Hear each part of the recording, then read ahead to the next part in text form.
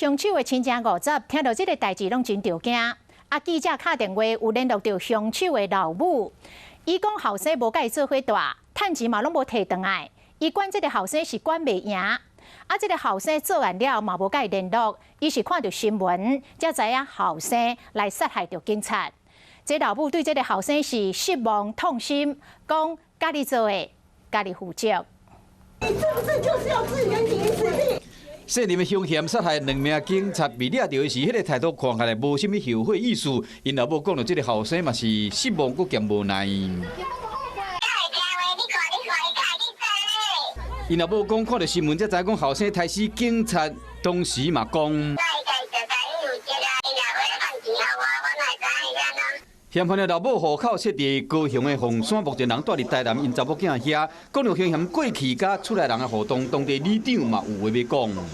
他说小时候小孩子就从来没有关心他，反正他自己做错事就必须为自己的事情去做承担。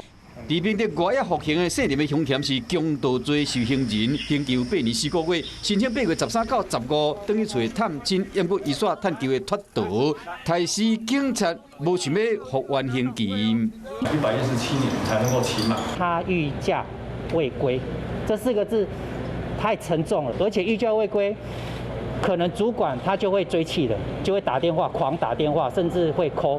外野的加角甲一般的加角比较起来，环境相对有较舒适，毋若休困的时间较久，伙食嘛较好，佫会使拍篮球，甚至看电视。服刑中这个涉嫌的嫌犯，若是表现了好，嘛会使申请假释。因为即马伊脱逃，无愿意伫相对较舒适的环境下服完刑期，毋若害因老母心碎，嘛互2个冤情家庭破碎。相关假释甲探视权利拢总会取消，佫要面临司法的审判。有事没事赶紧转开华视，还没有订阅华视的 YouTube 频道吗？赶紧按赞、订阅、开启小铃铛，我们华视 YouTube 见。